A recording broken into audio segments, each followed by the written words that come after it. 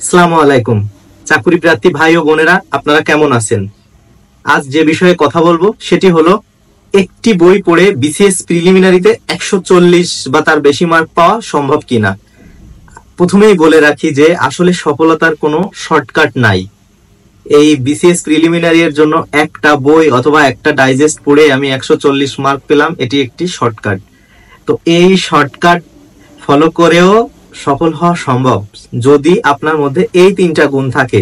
সেই তিনটা গুণ কি কি? এক নাম্বার হচ্ছে আপনার বেসিক খুব ভালো, অর্থাৎ যে কোনো বিষয়ে আপনার একটা ক্লিয়ার কনসেপ্ট আছে এবং আপনি সহজে বুঝতে পারেন। বেসিক ডেভেলপমেন্ট করার বিভিন্ন উপায় আছে, সেটা আমার চ্যানেলের ডেসক্রিপশনে আমি দিয়ে দিব।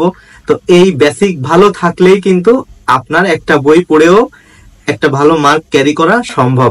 দ্বিতীয় যে গুণ সেটি হচ্ছে আপনার মুখস্থ বিদ্যা অত্যধিক, অর্থাৎ আপনি খুব বেশি ভালো বোঝেনও না বা আপনার বেসিকও খুব বেশি ক্লিয়ার না, কিন্তু আপনি মুখস্থ করতে পারেন অনেক। তা এই মুখস্থ গুণও কিন্তু অত্যন্ত বড় একটা গুণ এবং বিসিএস প্রিলিমিনারির জন্য বিশেষ করে বোঝাবুঝির আসলে সুযোগ খুবই কম।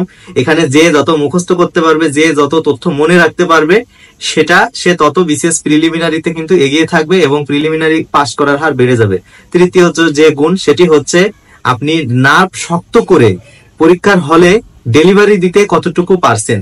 যদি আপনার নার্ভ শক্ত থাকে, আপনি মাথা ঠান্ডা রেখে এই প্রশ্নের উত্তরগুলো সুন্দরভাবে পরীক্ষার হলে ডেলিভারি দিতে পারেন এবং আপনি ঘাবড়ে যান না সহজে, আপনার বেসিকও ভালো, আপনি মুখস্থ করতে পারেন ভালো এবং আপনি ডেলিভারি দিতে পারেনও ভালো, এই তিনটা গুণ যদি আপনার মধ্যে থাকে তবেই বিসিএস প্রিলিমিনারিতে একটা বই পড়ে কিন্তু 140 মার্ক পাওয়া সম্ভব। তবে এক্ষেত্রে আপনাদেরকে অবশ্যই মাথায় রাখতে হবে, আমি যদি এভাবে বিসিএস প্রিলিমিনারি পড়ি, অর্থাৎ একটা বই বা একটা ডাইজেস্ট পড়ি, সেক্ষেত্রে কিন্তু লিখিত পরীক্ষার যে সিলেবাস সেটি কিন্তু কভার হয় না। লিখিত পরীক্ষার সিলেবাস কভার হতে গেলে আপনাকে বিষয়ভিত্তিক বই পড়তে হবে এবং বিস্তারিত পড়তে হবে, তাহলে লিখিত পরীক্ষার জন্য আপনার কষ্ট কম হবে। আরেকটা জিনিস মাথায় রাখি আমরা, যে একটা বই পড়ে আমি পাশ করলেও করতে পারি, কিন্তু সেটা কিন্তু টেকসই না। অর্থাৎ আমার হাতে যদি সময় কম থাকে, অর্থাৎ মাত্র 3 মাস সময় আছে বা 2 মাস সময় আছে, এক্ষেত্রে আমি এই একটা বই পড়ার এই প্রসেসে যাব। আর আমার হাতে যদি আরো বেশি সময় থাকে, 5-6 মাস, 8 মাস, 1 বছর সময় থাকে, তবে আমি অবশ্যই বিস্তারিত পড়বো। আর একটা বিসিএস প্রিলিমিনারি এর শুরু থেকে শেষ পর্যন্ত প্রস্তুতি নিতে এবং খুব সুন্দরভাবে প্রস্তুতি নিতে, যেটা লিখিত পরীক্ষার কাজে লাগবে, এভাবে প্রস্তুতি নিতে আপনার কিন্তু 1 বছর সময় লেগে যাবে। তো এ বিষয়েও আমার ভিডিও আছে, আমি ডেসক্রিপশন বক্সে লিংক দিয়ে দিব। তো এখন আসি বিসিএস প্রিলিমিনারি এর জন্য বাজারে যেসব ডাইজেস্ট আছে, সেই ডাইজেস্ট গুলোর মধ্যে আমরা কোনটা ফলো করতে পারি। তো আমি দুটি ডাইজেস্ট আমার কাছে মানসম্মত মনে হয়েছে, একটি হচ্ছে প্রিসেপ্টরস আর একটি হচ্ছে ইনসেপশন।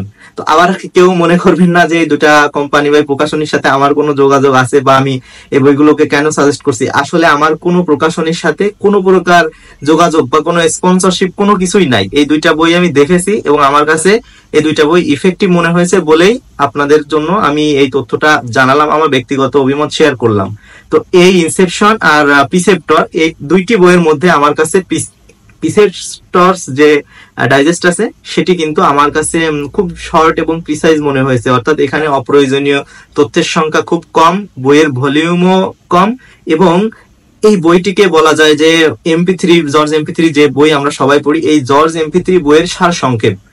ইনসেপশন বইটিও ভালো, কিন্তু এটি আসলে বইয়ের ভলিউম বেশি এবং অনেক বেশি বিস্তারিত। আসলে খুব অল্প সময়ে এত বড় ভলিউমের বই পড়ে শেষ করাটাও অত্যন্ত টাফ। আর আমরা মাথায় রাখি যে ডাইজেস্টে কিন্তু হাজার হাজার ইনফরমেশন, হাজার হাজার তথ্য একসাথে দেওয়া থাকে, যেটা অন্য বিস্তারিত বইতে গল্প আকারে বা টপিক ওয়াইজ একটা আলোচনার মাধ্যমে আমরা শিখি। ডাইজেস্টে কিন্তু আমার এক পাতাতেই হাজার হাজার ইনফরমেশন থাকে, এক পাতা বা 2 পাতাতেই অসংখ্য এমসিকিউ চলে আসে। তো এটি মনে রাখা অত্যন্ত কষ্টসাধ্য কাজ। তো এই ব্যাপারগুলো আমরা মাথায় রাখবো ডাইজেস্ট পড়ে প্রিলি পাস করতে গেলে। হ্যাঁ, এটি অবশ্যই সম্ভব, আগেই বললাম, কিন্তু আপনাদেরকে সেই পরিমাণ পরিশ্রম কিন্তু এখানে আমার দিতে হবে। তো সবার জন্য শুভকামনা থাকলো। এই বিষয়গুলোকে মাথায় রেখে আপনারা 47তম বিসিএস প্রিলিমিনারি প্রস্তুতি নেবেন। সকলের জন্য শুভকামনা রইল। ধন্যবাদ।